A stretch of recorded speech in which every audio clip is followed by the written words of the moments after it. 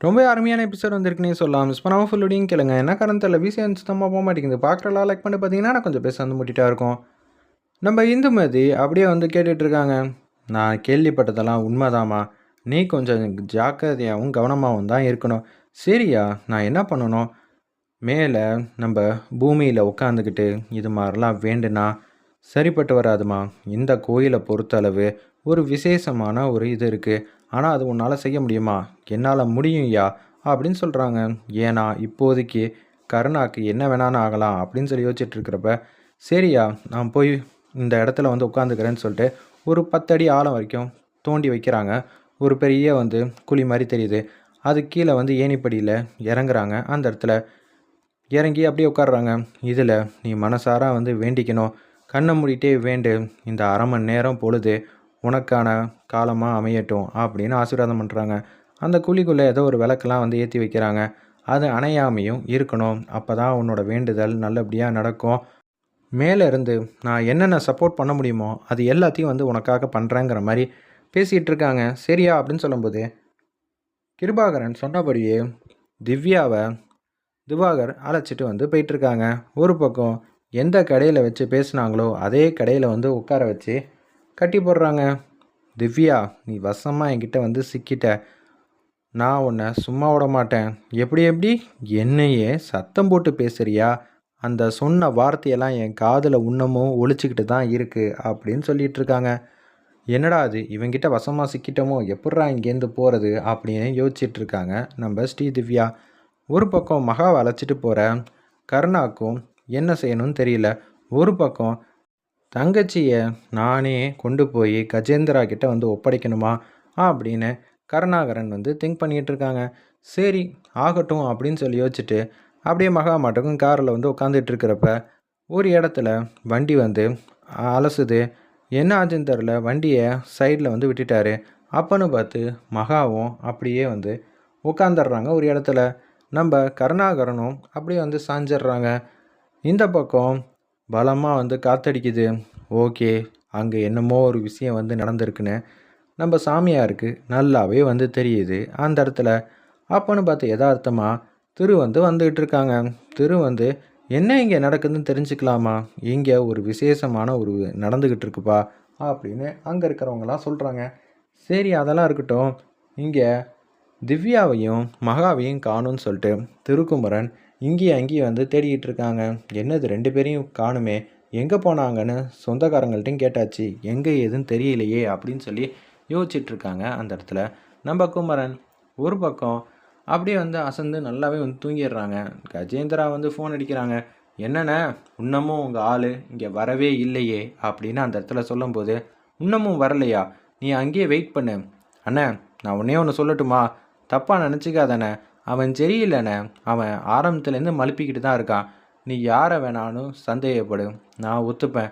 நீ கருணாவை சந்தேகப்படுறதும் ஒன்று தான், என்ன சந்தேகப்படுறதும் ஒன்று தான். அண்ணே, உன் ஆள் இவ்வளோ விஸ்வாசின்னு நீ நம்புறேன்னா அது கரெக்டாக இருக்கும், நான் இல்லைன்னு சொல்லலை. இருப்பினும் அவன் ஏன் நான் இங்கே வரல, கிளம்பின நேரத்துக்கும் இங்கேயும் வந்திருக்கணுமே அப்படின்னு சொல்லும்போது, தெரியலையே, நான் ஃபோன் அடித்து பார்க்குறேன்னு சொல்லிட்டு ஆல்ரெடி நான் ஃபோன் அடிச்சிட்டேன், அவன் எடுக்கவே மாட்டேங்கிறான் அப்படின்னு சொல்லிடுறாங்க. சரி நான் ஆள் அனுப்பிச்சு பார்க்குறேன் அப்படின்னு சொல்லிட்டு இருக்காங்க. அப்பன்னு பார்த்து யதார்த்தமாக அங்கே இருக்கிற ஏரியாவில் 4-5 பேர் வந்து வந்துட்டு இருக்காங்க. அப்பன்னு பார்த்து கருணாவையும் அவங்களுக்கு நல்லாவே தெரியும், மகாலட்சுமியும் நல்லாவே தெரியும். அவங்க 2 பேரும் யதார்த்தமாக வந்துட்டு அப்படியே வந்து பேச்ச ஆரம்பிக்கிறாங்க. என்ன தம்பி 2 பேரும் இப்படி இருக்காங்களே அப்படின்னு சொல்லிட்டு, நம்ம ஊருக்காக என்னென்னலாம் செஞ்சுருக்காரு, இவர் இப்படியெல்லாம் கஷ்டப்படலாமா, 2 பேரையும் தூக்கிட்டு பக்கத்தில் இருக்கிற இடத்துக்கு வந்து போகலாம் அப்படின்னு சொன்னோன்னே, கார் வந்து ஸ்டார்ட் ஆகுதுன்னு நினைக்கிறேன். சரி நம்ம இருக்கிற வண்டியில் வந்து தூக்கிட்டு போகலான்னு சொல்லிட்டு அப்படியே வந்து கூட்டிகிட்டு போகிறாங்க. நீ என்ன பண்ணுறன்னா, இங்கேயே ஒரு ஆள் நில்லு, எப்படி இருந்தாலும் யாராவது விசாரிக்க வந்து வருவாங்க, விசாரிக்க வந்தாங்கன்னா எதுவாக இருந்தாலும் சொல்லிக்கலாம். பக்கத்தில் இங்கே ஒரு கடை இருக்குல்ல, அங்கே வேணால் சொல்லிடலாம் அப்படின்னு சொல்லிட்டு ஒரு இடத்துக்கு வந்து கூட்டிகிட்டு போகிறோம், யாராவது விசாரிக்க வந்தால் சொல்லிடுறீங்களா? கண்டிப்பாக அப்படின்னு சொல்லிடுறாங்க. எல்லோரும் வந்து மகாவையும் கருணாவையும் கூட்டிகிட்டு அங்கேருந்து போகிறாங்க. கிருபாகரன் வந்து கடுப்பாயிட்டாங்க. அவர் அசிஸ்டண்ட் கிட்ட வந்து பேசுகிறாங்க. டேய், கருணாக்கு என்ன ஆச்சுன்னு தெரில, ஃபோனே எடுக்க மாட்டேங்கிறான், நீ என்ன ஏதுன்னு பாரு. ஒரு பக்கம் வந்து கஜேந்திரா கடுப்பாகிறாப்புல. சரிண்ணே, நானும் கூட போயிருக்கணும், என்ன ஆச்சுன்னு தெரியலையே அப்படின்னு சொல்லிட்டு போயிட்டே இருக்காங்க. ஒரு இடத்துல பார்த்தா வந்து, "என்னது வண்டி நம்ம வண்டி மாரி தெரியுது. பள்ளத்தில வந்து கிடக்குதே!" அப்படின்னு சொல்லி யோசிச்சுட்டு, வண்டிய நிப்பாட்டிட்டு அப்படியே வந்து பார்க்குறாங்க. பார்த்தா அந்த இடத்துல வண்டி கொஞ்சம் நல்லாவே இது மாரியே மாறியிருக்கு. இது எல்லாத்தையும் தெரிஞ்சுக்கிட்ட உடனே ஃபோன் அடிக்கிறாங்க. அந்த இடத்துல ஃபோன் அடிச்சு, "என்னடா அண்ணா வண்டிய பார்த்துட்டேன். அவங்க 2 பேரையும் காணோம்." "என்னடா சொல்ற? வண்டிய நிப்பாட்டிட்டு எங்கடா போனாங்க?" "அண்ணா வண்டி வந்து சைட்ல வந்து ஒதுங்கியிருக்குண்ணே." அப்படின்னு சொல்லி இருக்கிற நிலைமைய வந்து தெளிவா புரிய வைக்கிறாங்க. "டேய் கருணாக்கு என்னடா ஆச்சு?" அப்படின்னு சொல்லி அவர் வந்து கேட்குறாப்புல.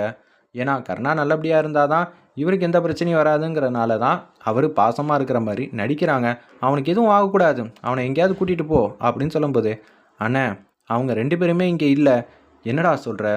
இது எதார்த்தமா நடந்த மாரி எனக்கு ஒண்ணும் தெரியலண்ணே. ஏதோ வந்து பர்ட்டிகுலரா யாரோ ஒருத்தவங்க வந்திருக்காங்க. அதனால தான் வண்டிய வந்து திருப்பியிருக்காங்க. டேய் அக்கம் பக்கத்துல இருக்கிறவங்கள்ட்ட வந்து விசாரிடா" அப்படின்னு சொல்லும்போது, பக்கத்துல போய் வந்து விசாரிக்கிறாங்க. இது மாரி வண்டியில இருக்கிற சொந்தக்காரங்க 2 பேரும் எங்களோட ஆளுங்க தான். எங்க போனாங்க? ஒரு பையனும், ஒரு பொண்ணும் அப்படின்னு சொல்லி விசாரிக்கிறப்ப, "இங்க தான்ப்பா வந்துச்சு. முன்னாடி ஒரு வண்டி வந்துச்சு. அதனால இந்த தம்பி வந்து கொஞ்சம் வண்டிய வச்சாப்புல. அதுக்கப்புறம் தான் இப்படி ஆச்சுங்கிற" மாரி அக்கம் பக்கத்துல இருக்கிறவங்கலாம் வந்து பேசிக்கிட்டாங்க. 4, 5 பேர் வந்து கூட்டிட்டு வந்து ஒரு இடத்துக்கு வந்து போயிருக்காங்க. நீங்க என்ன பண்றீங்கன்னா, அங்க போய் பார்த்தீங்கன்னா, உங்களுக்கு அவங்க 2 பேரையும் பார்க்கலாம் அப்படின்னு சொன்னோனே, சரிண்ணே ரொம்பவே சந்தோஷம்னு சொல்லிட்டு அப்படியே ஃபோன் அடிக்கிறாங்க. அண்ணே எதார்த்தமா தான் நடந்திருக்கு. பர்ட்டிகுலரா எதுவும் நடக்கவே இல்ல. என்னடா சொல்ற? அப்படின்னு சொன்னோனே நடந்ததெல்லாம் வந்து சொல்லிர்றாங்க. சரி நீ போய் அங்க போய் பாரு. எதுவா இருந்தாலும் அப்புறம் பேசிக்கலாம்னு சொல்லிட்டு ஃபோன வந்து வச்சுர்றாங்க. கஜேந்திரா கிட்ட இப்ப என்ன சொல்ல போறேன்னு தெரியலையே! அப்படின்னு சொல்லும்போது, கஜேந்திராவுக்கு ஃபோன் அடிக்கிறாங்க. கஜேந்திரா, நம்ம பையன் வந்து தெளிவா தான் வந்திருக்கான். என்னண்ணே சாக்கு போக்கு சொல்ல போறியா? இல்லப்பா, வண்டி இது மாரி தள்ளிடுச்சு அப்படின்னு அந்த இடத்துல வந்து சொல்றாங்க. இத கேட்ட உடனே, என்னண்ணே இப்படி இருக்கான் அவன். என்ன பண்றது? எதார்த்தமா தான்ப்பா நடந்துச்சு. நான் தான் அப்பயே சொன்னேன்ல, நானே வந்து கூட்டிட்டு போறேன்னு. நீ தான் என்கிட்ட வந்து ஒப்படைக்கணும்னு சொன்ன. டேய் இங்க ஏகப்பட்ட பேர் இருக்காங்கடா. அதனால தான் சொன்னேன். இப்படியெல்லாம் நடக்கும்னு எனக்கு என்ன தெரியுமா? நீ எதுக்கும் கவலைப்படாத அப்படின்னு சொல்லும்போது, டக்குன்னு நம்ம மகா மாட்டுக்கும் கண் முழிக்கிறாங்க.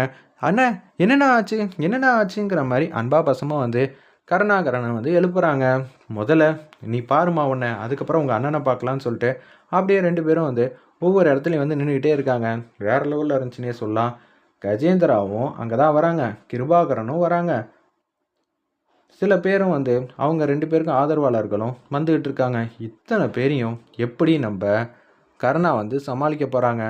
கருணா காதுல யாரோ ஒருத்தவங்க "என்ன விட்றாதண்ணே" அப்படின்னு அண்ணன் அண்ணன்னு கூப்பிட்டுட்டே இருக்கிறனால, கருணாக்கு டக்குன்னு வந்து முழிப்பு வருது. அந்த இடத்துல வேற லெவல்ல இருந்துச்சுன்னே சொல்லலாம். அந்த சீன்லாம் பாவம்ப்பா! எவ்வளோ அன்பா, பாசமா வந்து இருக்காங்க. இத எல்லார்கிட்டயும் வந்து சொல்லணும் அப்படின்னு சொல்லிட்டு, நம்ம திருக்கு வந்து ஃபோன் அடிக்கலான்னு முடிவு பண்றாங்க.